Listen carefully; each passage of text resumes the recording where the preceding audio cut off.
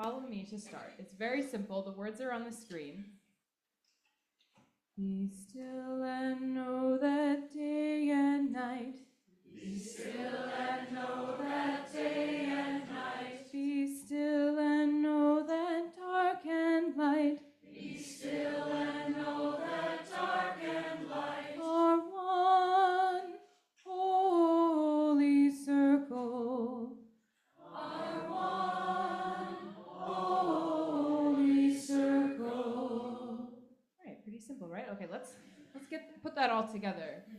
Be still and know that day and night. Be still and know that dark and light are one holy circle.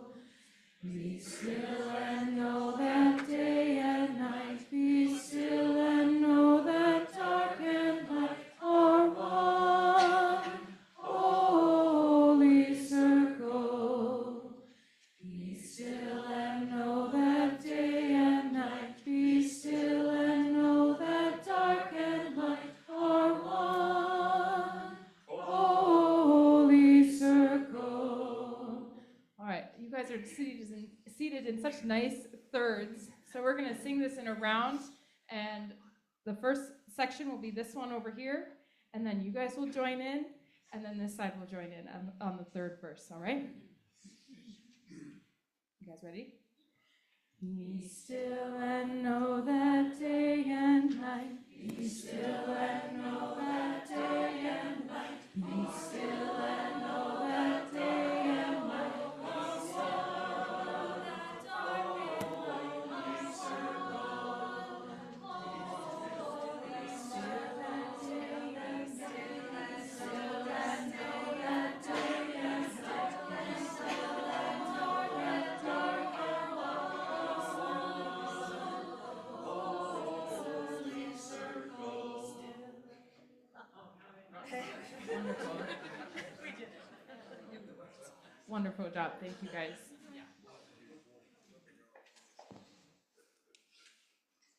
Good morning. My name is Holly Kelchner. I use she, her pronouns, and I've been a UU for about 6 years now. I landed here in Northfield about a year ago and found home here at UUFN. Welcome to our winter solstice service. The word solstice comes from the Latin meaning sun stands still, reminding us to pause and reflect around this time. I'd like to take a moment to honor Nita Wolf, who initially crafted the idea for today's service. After going into cardiac arrest,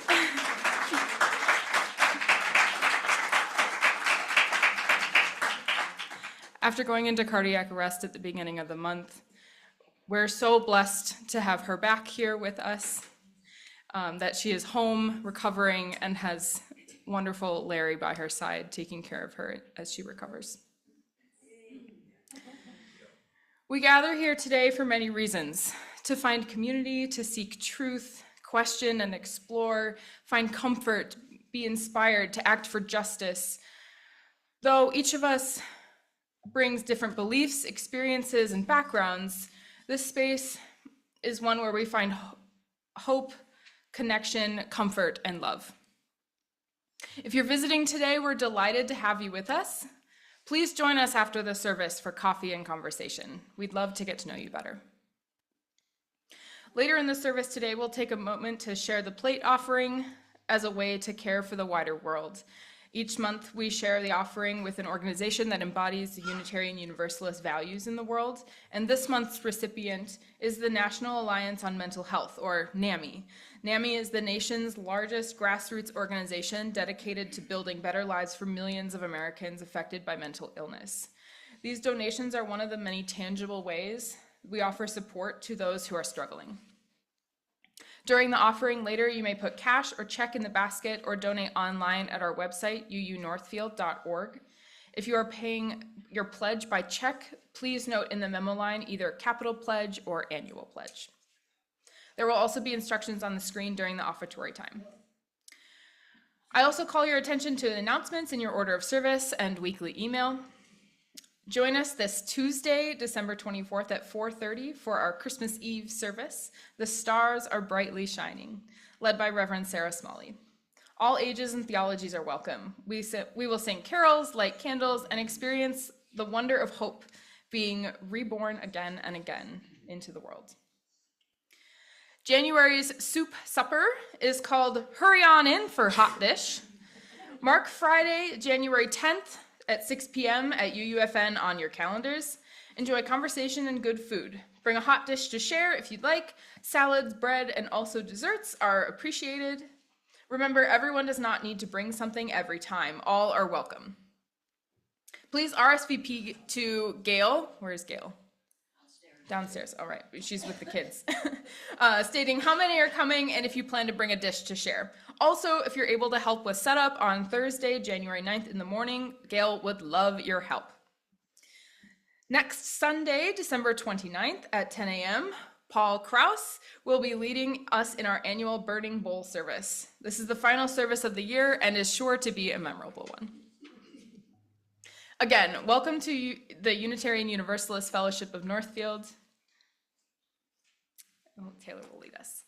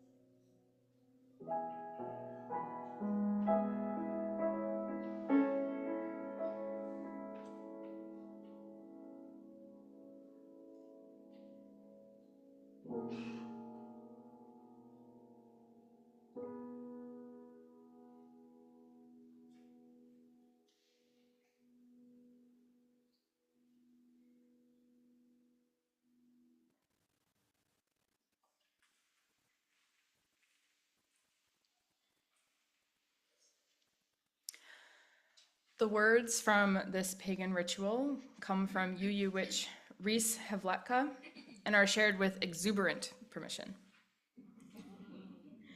In many earth-based traditions, a sacred container is created in which to hold ceremony or ritual. One of the components of creating a sacred space is the calling of the directions, each which represents an element and a life stage, as well as qualities, life lessons, and archetypes. By calling the 4 cardinal directions to join us in holding space, we build a balanced as well as protected foundation in which to share our time. Please rise if you are able and join us in inviting these energies by facing each of the 4 directions as Sharon and I call them. We'll start in the east, which is facing the pulpit. Spirits, guardians, and ancestors of the East, and the element of air. Cracked open seeds of inspiration which remain tucked under the earth, awaiting their appearance. Sprouts that hold the potential of our next longings. Gentle breezes and gusty winds which bring newness and change into our lives. Winged ones who teach us about vision and of the big picture. Please join us, teach us, and celebrate with us this solstice tide.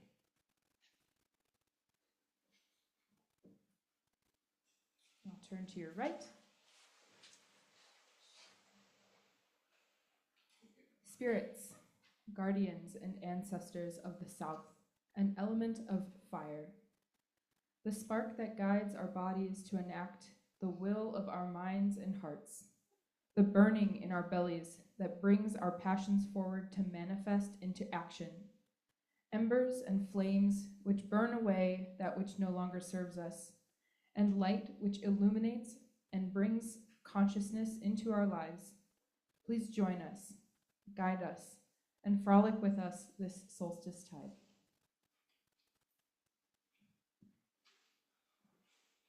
All right, we'll turn right to face the back of the room, to the west. Spirits, guardians and ancestors of the west, and the element of water. The creatures that teach us about diving deep, only to emerge again. The sunsets and twilights that teach us to savor each last bite and remind us that all things come to an end. Still waters, ripples, droplets, running rivers, downpours, lapping or crashing waves, and tsunamis that continually teach us that we are not always in control of the flow. The emotions which are the currents of our lifeblood. Please be with us, surround us, and play with us this solstice tide.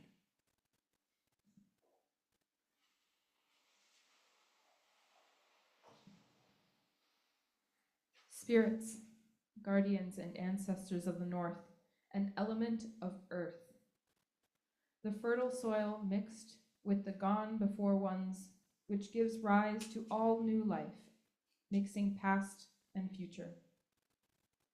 The creatures who teach us, if we'd listen, how to live in harmony with our planet. The rocks which hold steady and the solid foundation that gives us the stability we need to learn to fly. The deep, quiet solace and knowing of solitude. Please join us, hold us, and remind us this solstice tide.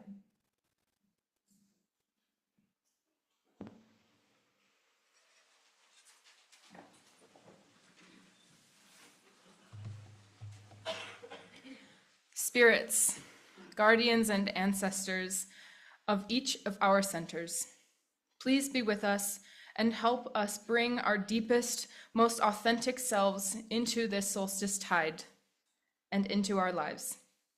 Come, let us worship together.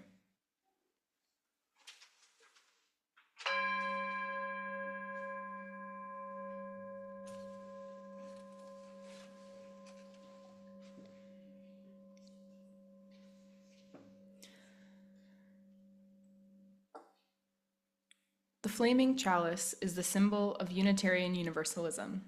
Each Sunday when we gather, we bring this symbol to life together. Please join me in speaking the words for our lighting of the chalice. Let us open our eyes to see what is beautiful. Let us open our minds to learn what is true. Let us open our hearts to love one another.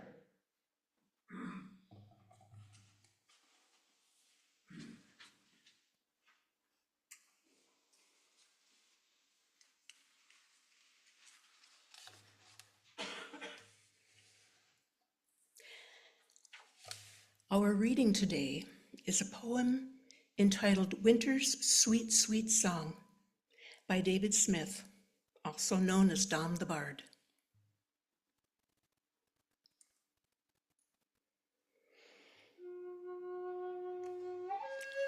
Let the darkness of the longest night hold me. Let the peace of the winter earth enfold me. Gently in silence, resting in the embrace of soil. On a bed of fallen leaves, my mother sleeping breathes. Free my mind of the restlessness. Show me not what tomorrow will bring as I lay in this moment of stillness. In complete and utter acceptance I sing. I hear the melody of a year in whispered voices. Let not my thoughts of the past be clouded with wishes and future choices. Only this moment and my honoring of a year nearly gone, in harmony with the sun and winter's sweet, sweet song.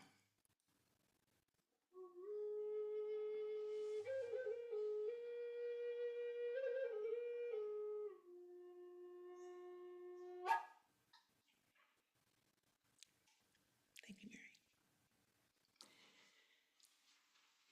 I ask that you remain seated as I invite the choir to come forward to lead us in singing our opening hymn, number 55, in the gray hymnal.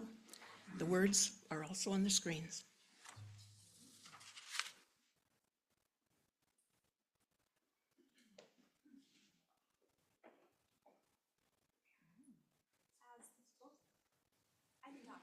As the choir is coming up, we will sing there we are.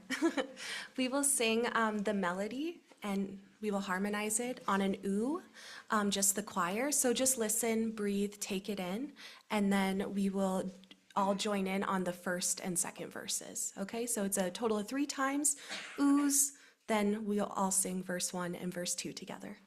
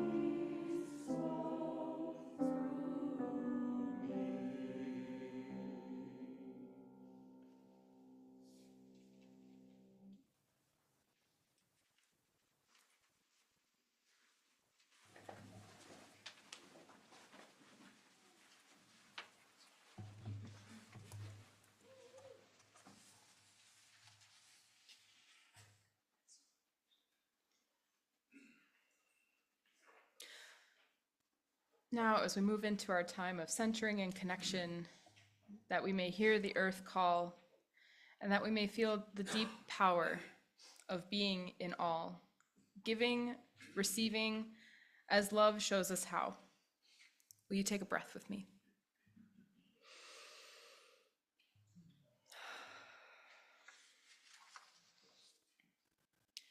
We use our chalice flame to light our candles of community. We light our first candle as a blessing for the wider world.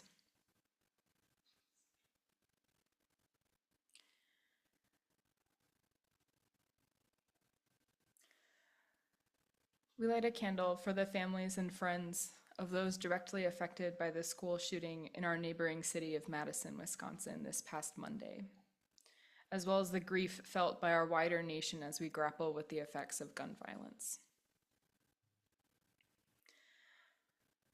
We light a candle of joy for the holiday cheer that was spread throughout the retirement communities in Northfield this past week that were attended by our fantastic choir earlier, bringing heart-warming smiles to all those who listened.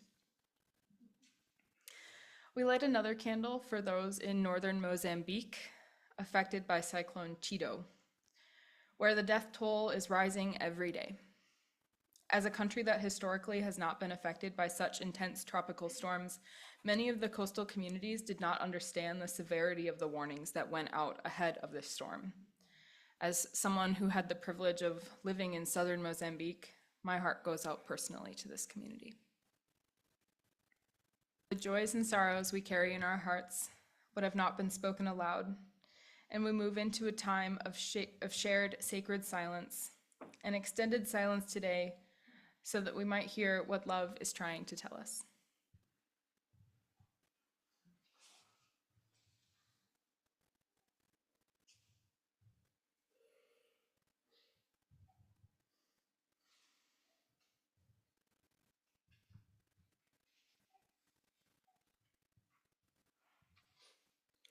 Amen, and blessed be.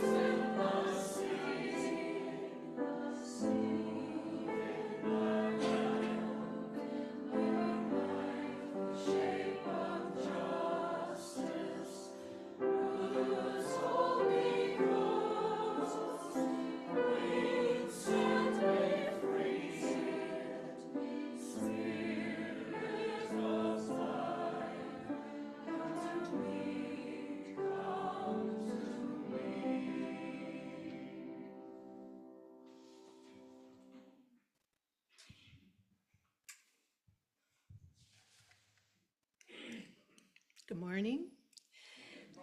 My name is Sharon Snyder, and my husband Matt and I have been members at UUFN for several years. I'd like to offer a reflection from spiritual teacher and author Eckhart Tolle. In the stillness of your presence, you can feel your own formless and timeless reality as the unmanifested life that animates your physical form. You can then feel the same life deep within every other human and every other creature. You look beyond the veil of form and separation. This is the realization of one. This is love. Now please enjoy this video of a poem entitled Winter Solstice by Rebecca Ann Parker.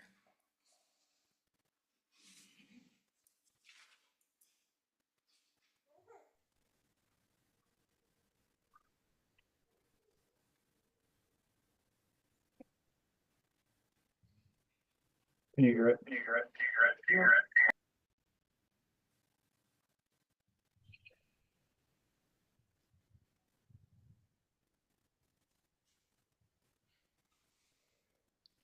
We're going to try that again and see if there's sound coming. Don, be sure to check the share audio checkbox. It's checked. I'll check. You can.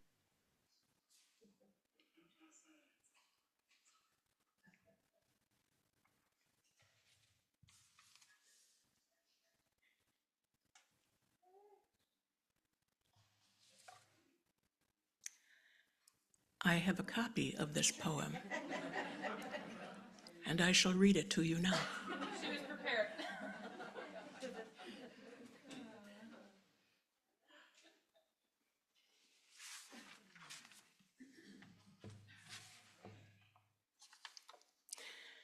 Perhaps, for a moment, the typewriters will stop clicking, the wheels stop rolling, and the computers desist from computing. And a hush will fall over the city.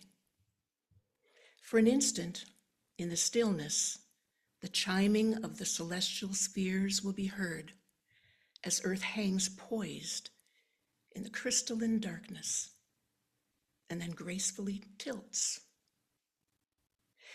Let there be a season of when holiness is heard and the splendor of living is revealed. Stunned to silence by beauty, we remember who we are and why we are here. There are inexplicable mysteries.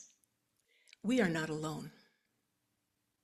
In the universe, there moves a wild one whose gestures alter the Earth's axis toward love.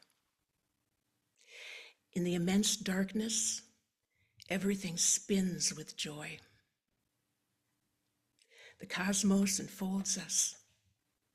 We are caught in a web of stars, cradled in a swaying embrace, rocked by the holy night, babes of the universe. Let this be the time we wake to life, like spring wakes in the moment of winter solstice.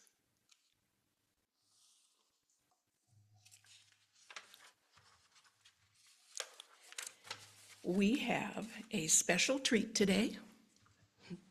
I would like to introduce Daphne McCoy, director of the Northfield Dance Academy, and her students Emma and Sorsha.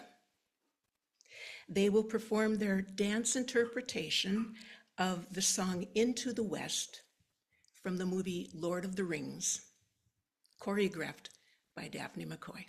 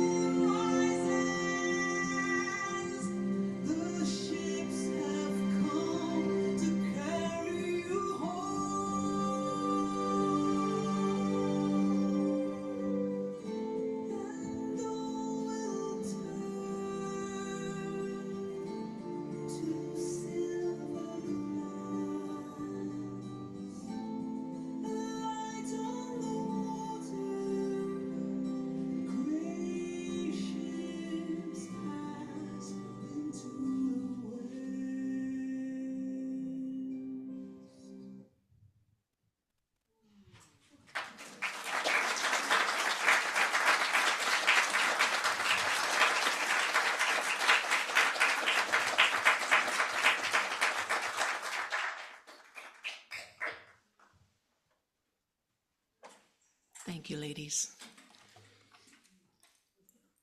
We will now expand our circle of care as we gratefully give and receive our Share the Plate offering for National Alliance on Mental Health.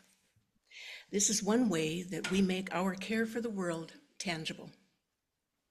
Will the ushers please come forward?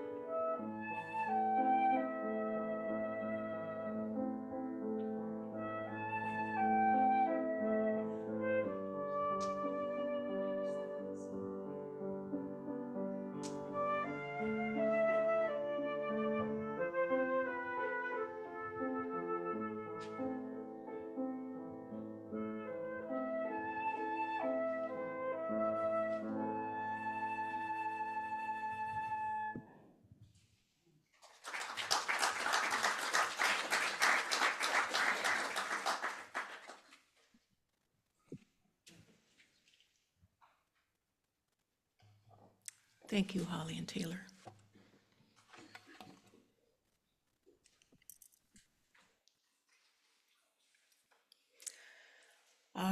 The winter solstice.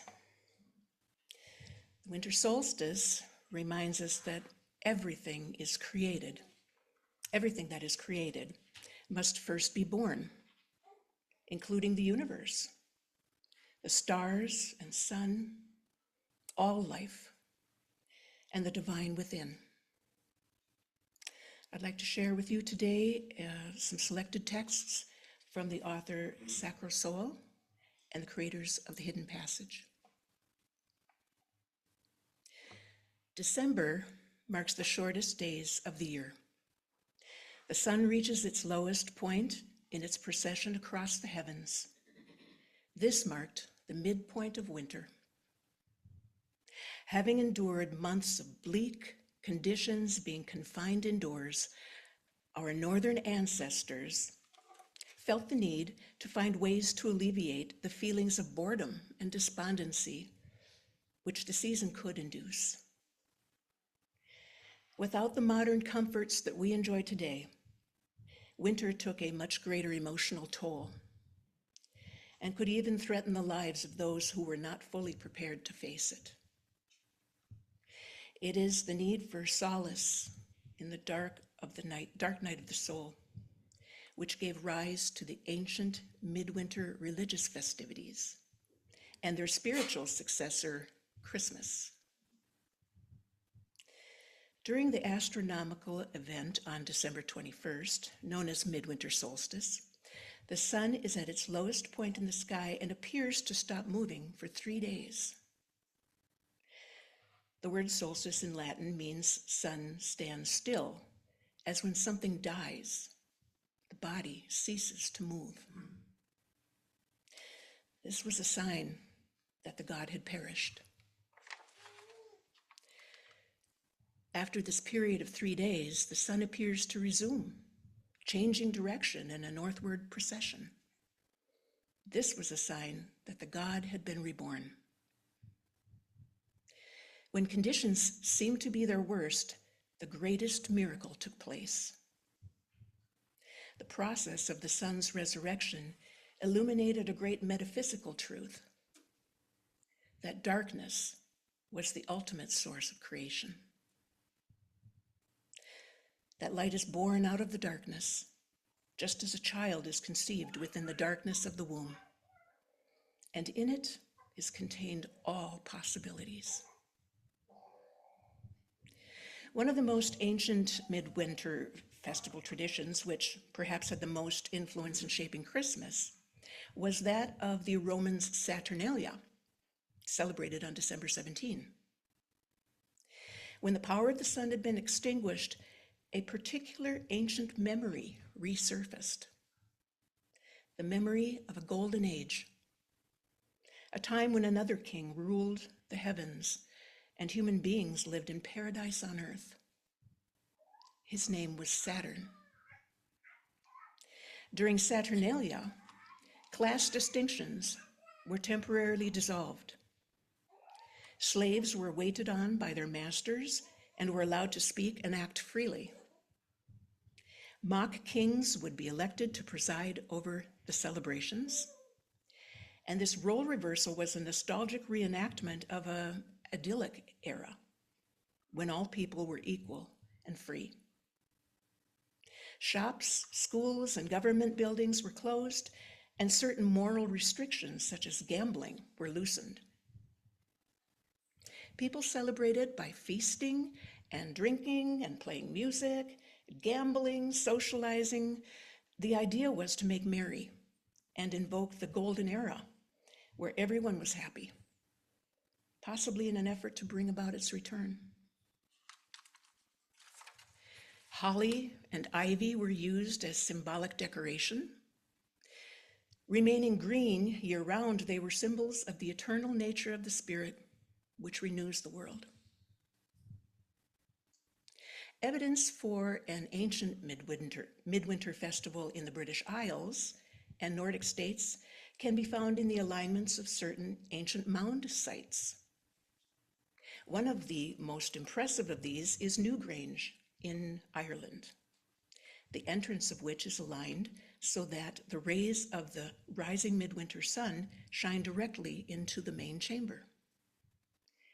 Researchers have noted Newgrange resembles a womb. St. Patrick himself wrote in the 5th century about the Irish pagans who worshipped the sun. He stated that for the Anglo-Saxon English, the most important annual festival took place on December 24, which was called Mandranicht, or Mother Night. This marked the new year where the people would keep watch throughout the night.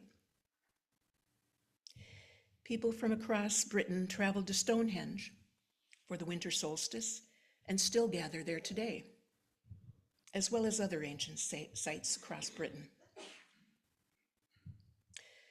While the midwinter festivals suggest hopefulness and optimism among those who observed them, we must also acknowledge the dark spiritual forces that people believed to be at work during this time.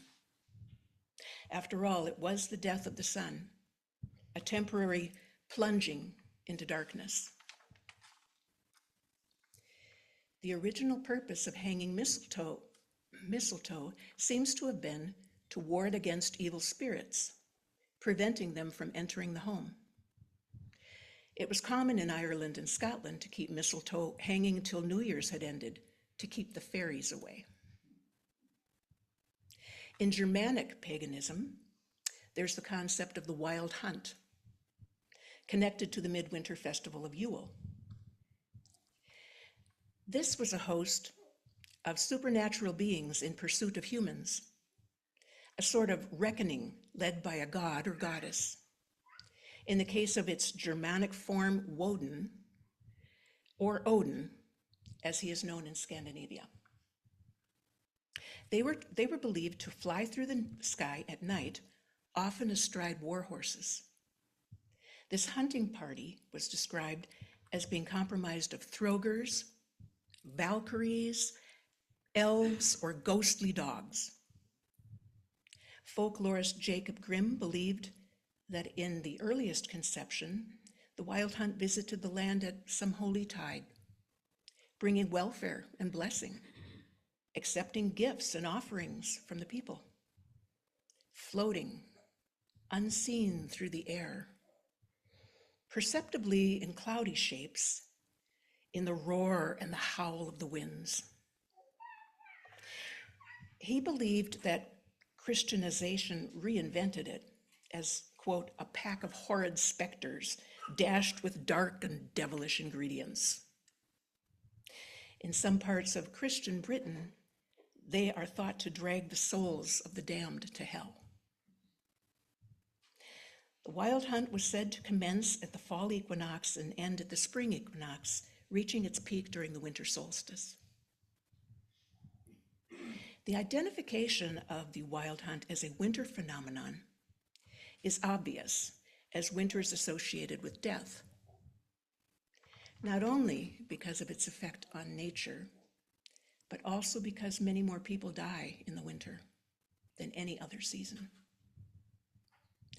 It is often associated with strong winter storms and winds.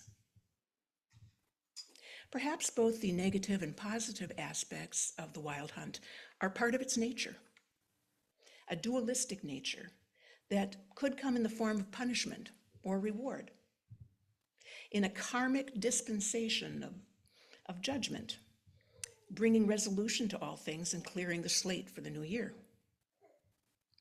Perhaps this could explain a more familiar figure of the season, one who rides through the night sky, leaving gifts for children, gifts for good children, and coal for the misbehaved. Many pagan midwinter symbols find their way into early Christmas and carry right through today. Just as the Romans and their other ancient cultures used greenery and light in their midwinter festivals, so too did the medieval Christians. The motivation for the use of these is obvious, as they provide comfort and reassurance during the season, which deprived people of green leaves, light, and warmth.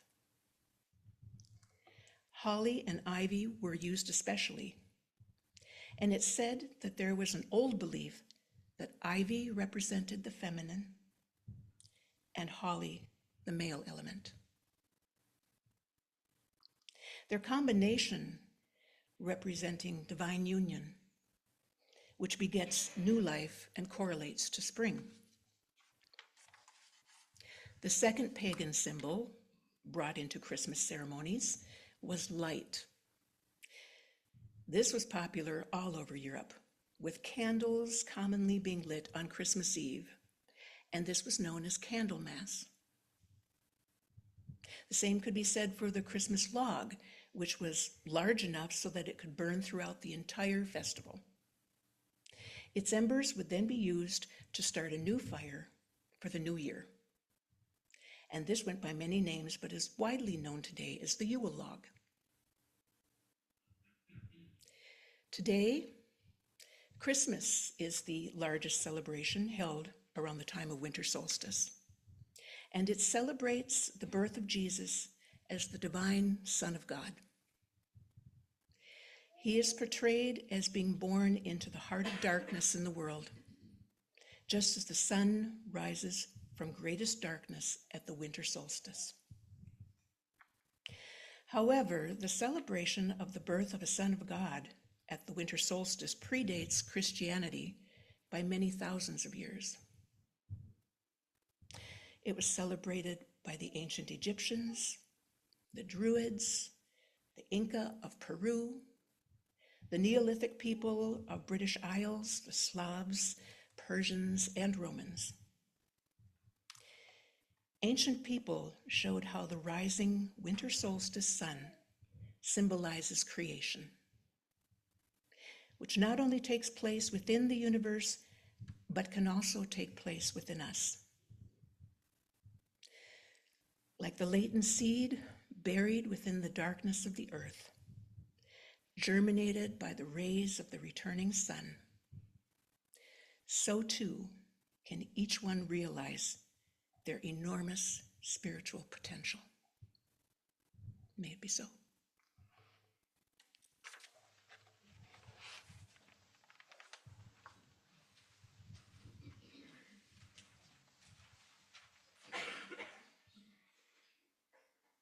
Please rise as you are able, and you'll find the insert in your order of service or the words on the screen for the tune, God Rest Ye Merry Pagan Folk.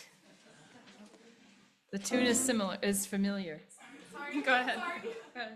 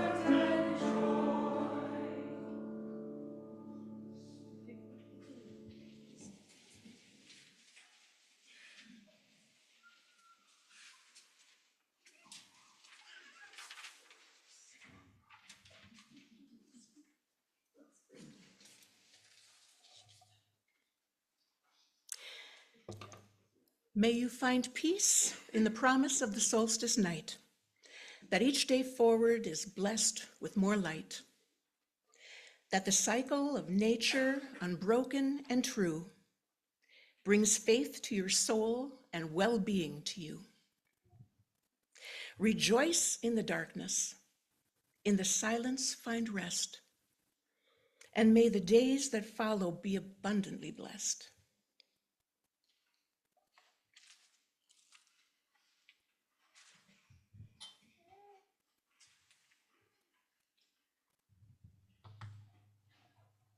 We join in the words for our extinguishing of our chalice.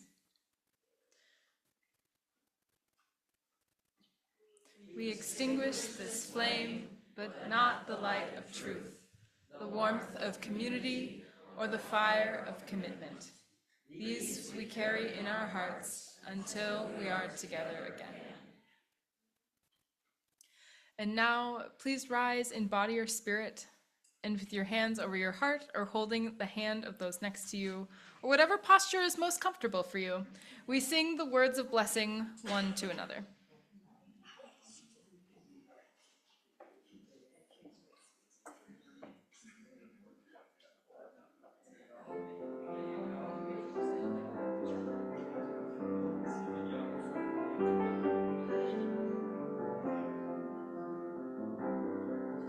Amen.